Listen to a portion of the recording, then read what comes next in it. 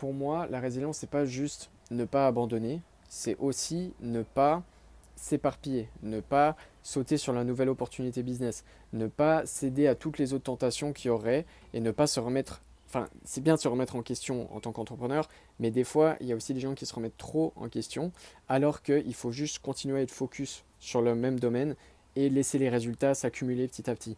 Parce que c'est une des plus grandes causes d'échec que je vois, et c'est ça qui fait qu'il y en a si peu qui réussissent dans l'entrepreneuriat, parce qu'on voit sur les réseaux, c'est stylé, il y en a plein qui se font plein de milliers d'euros et de centaines de milliers d'euros par mois.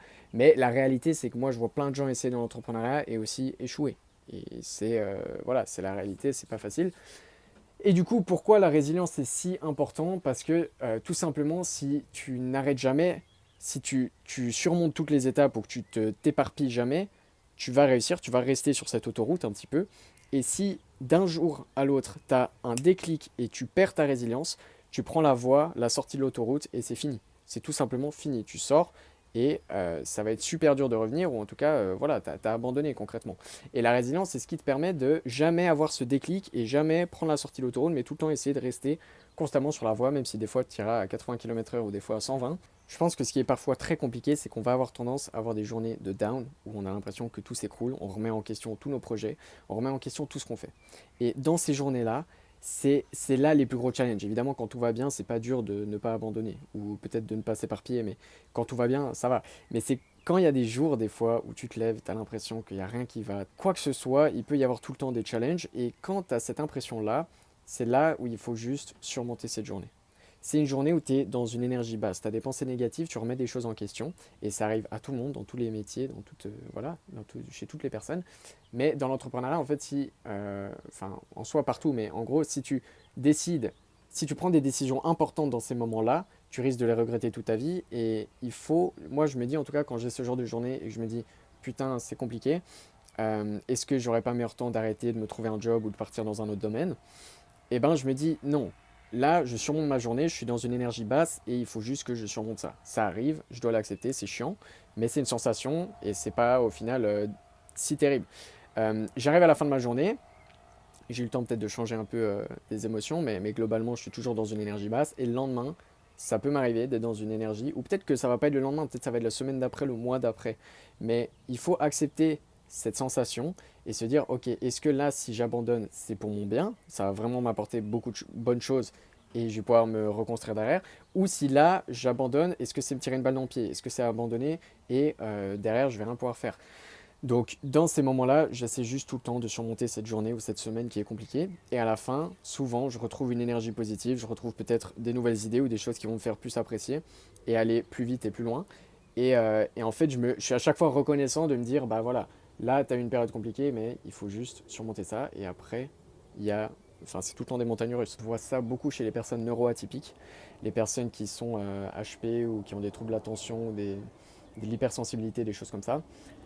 Si tu es neuroatypique, tu vas avoir tendance à avoir plus de peur, avoir plus de blocage, à plus t'éparpiller, à avoir plus de nouvelles idées ou voilà, à plus procrastiner aussi. Il y a plein de petites choses qui sont là pour te mettre des bâtons dans les roues. Alors que d'un côté, c'est aussi ça, la neuroatypie, qui fait que tu peux exceller à fond dans un domaine. Ça peut être ta plus grande force, mais ça peut aussi être ta plus grande malédiction. Et c'est là où il faut absolument apprendre à gérer les deux. Et je parle de ça parce que je vois énormément d'entrepreneurs qui sont neuroatypiques. C'est très corrélé, je trouve. C'est vraiment ce côté sortir du système et travailler pour soi, aimer voilà, avoir des nouveaux challenges et ne pas aimer les règles, la conformité et tout. Ça a pas mal de liens, l'entrepreneuriat et la neuroatypie. Et du coup, j'en suis moi-même un et je sais à quel point c'est dur de ne pas s'éparpiller ou de ne pas tout le temps avoir des nouvelles idées et les écouter. Et aussi, il y a des peurs, des blocages, des syndromes de l'imposteur, des peurs de légitimité liées à l'argent, des peurs de plein de choses qui peuvent venir. Et c'est là où je me suis fait la promesse à moi-même. Je me suis dit, ok, je suis né avec ça, je ne peux pas le choisir, mais je dois en faire ma force. Parce que ça a le potentiel d'être ma force. Je sais, dans ma vie, j'ai eu plusieurs exemples qui m'ont montré que c'était une chance d'avoir ça et que je pouvais fonctionner et utiliser ça à bon escient pour pouvoir exceller. Genre vraiment, c'est un don pour pouvoir exceller. Mais il y a aussi toutes les merdes qui viennent avec, toutes les remises en question, enfin tous les blocages, les peurs et tout. Et je dois pas laisser ma neuroatypie me mettre des bâtons dans les roues. Je me suis interdit de ça. Du coup, maintenant, dès que j'ai une peur ou un blocage ou quelque chose qui vient dans moi et qui me dit, mais là, arrête, t'es une merde, c'est foutu ou je sais pas quoi, qui des pensées négatives, je me dis non. Ou même un blocage ou quelconque chose qui peut m'empêcher d'atteindre mes objectifs, je refuse, je mets une barrière, je dis ok, j'accepte que tu es là, je te remercie pour cette peur, mais concrètement, ce n'est pas constructif et je sais que je dois miser sur mes forces et au plus possible travailler sur mes défauts et sur ce qui fait que mon séjour est complexifié, entre guillemets. Donc par exemple, quand je dis ça, c'est que je sais que j'ai tendance à m'éparpiller, à constamment oublier les choses et tout, et ben du coup je me fixe des choses comme planifier mes journées tous les jours et mettre des alarmes pour pas oublier les choses ou des choses comme ça, ou me forcer à effectuer les actions que j'ai envie de repousser immédiatement parce que je suis naturellement un grand procrastinateur. Et du coup, je fais tout ça et je me dis non, ça c'est mes défauts, c'est ce qui m'a été offert dans la globalité, c'est venu avec le package quoi, d'être neuroatypique et je dois travailler là-dessus et juste tirer avantage au maximum des avantages. Un autre élément super important, c'est le fait de ne jamais s'auto-disqualifier. Parce que du coup, techniquement, il y a des batailles que tu t'imposes toi-même, qui sont mentales, plein de choses qui se passent dans ta tête et que tu te dis, là, ça peut me faire abandonner.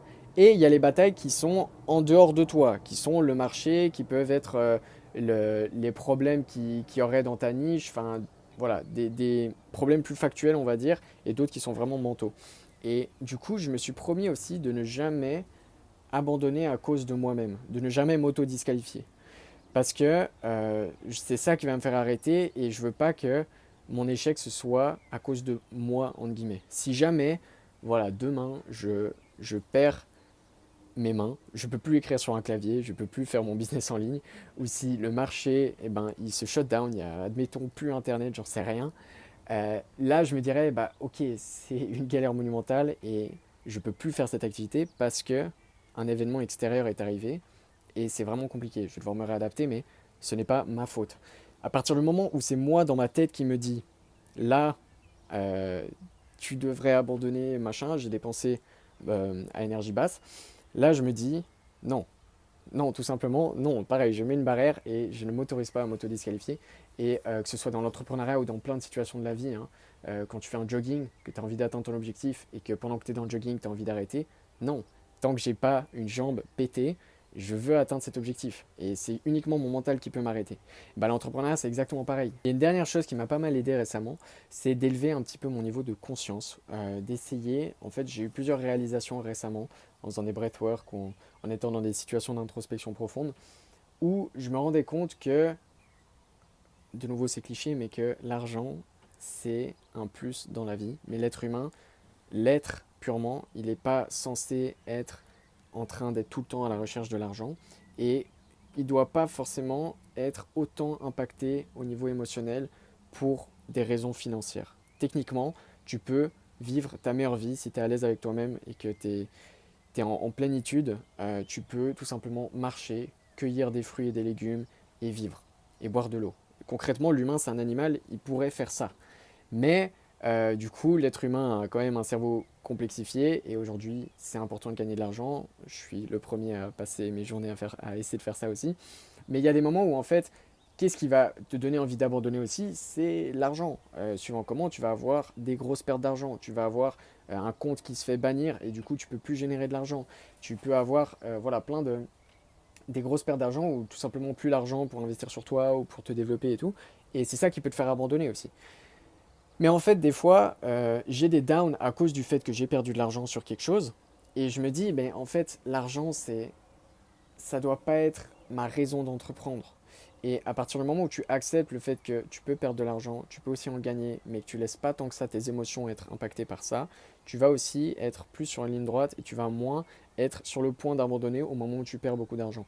Et le fait de s'élever un petit peu dans ma conscience, ça m'a aidé là-dedans parce que je me suis rendu compte de l'importance de juste être et pas forcément uniquement de produire et de diminuer ses peurs, diminuer ses croyances limitantes, être à un niveau de vibration plus forte qui me permet derrière d'attirer aussi plus à moi, d'être plus résilient. C'est un cercle vertueux en fait. Et voilà, maintenant je sais que quoi qu'il se passe, la pire chose qui peut m'arriver, c'est perdre de l'argent ou perdre du temps, un petit peu. Et les deux facteurs sont pas les choses sur lesquelles je mets le plus d'importance dans ma vie. c'est très important pour moi, mais il y a des côtés où des fois tu vas te mettre dans une énergie tellement basse et tellement en PLS de dire là j'ai perdu de l'argent ou là j'ai travaillé pour rien. Mais au final, est-ce que c'est vraiment si important que ça? Est-ce que c'est vraiment aussi destructeur? Et des fois, je relativise et je suis en mode, bah non, c'est juste que, bah voilà, il y a une accumulation. Là, je suis de nouveau dans une mauvaise phase ou une mauvaise journée. Je dois juste surmonter ça et demain, ça ira mieux. Et puis, il y aura des jours où je vais faire beaucoup plus d'argent que ce que je pensais, des jours où je vais perdre de l'argent. Et ça fait partie du jeu. C'est ce qui fait que j'aime l'entrepreneuriat aussi. C'est ce qui me fait me sentir en vie. Et il faut juste pas laisser ça te faire abandonner. Et voilà, pour moi, ceux qui réussissent le mieux dans l'entrepreneuriat sont aussi les personnes les plus résilientes. C'est purement corrélé. Aussi, il y a d'autres qualités qui sont importantes. Le fait d'être consciencieux, le fait d'être focus, le fait d'avoir des bonnes idées et de tout simplement aussi la discipline. Je pense que c'est super important. Il y a plein de choses qui sont très importantes dans l'entrepreneuriat. Mais la résilience, c'est littéralement le truc où ça peut te faire sortir l'autoroute du jour au lendemain si tu n'en as pas assez. Et du coup, il faut constamment être préparé à ces épreuves. Et je trouve qu'au bout d'un moment, il y a quand même quelque chose qui se crée où tu commences à t'habituer aux échecs ou aux difficultés et tu te dis ok là c'est juste une difficulté, c'est juste entre guillemets un échec de plus, mais je sais au fond de moi que quoi qu'il se passe je vais jamais abandonner et je vais tout le temps être sur cette autoroute. Et au bout d'un moment ça s'entraîne et tu commences à être très résilient, mais au début c'est là où ça peut vraiment te détruire. Et c'est ça qui forge un entrepreneur, c'est ça qui fait que derrière tu peux avoir aussi des résultats exceptionnels parce que tu prends des risques et parce que tu restes sur la même voie tout le long.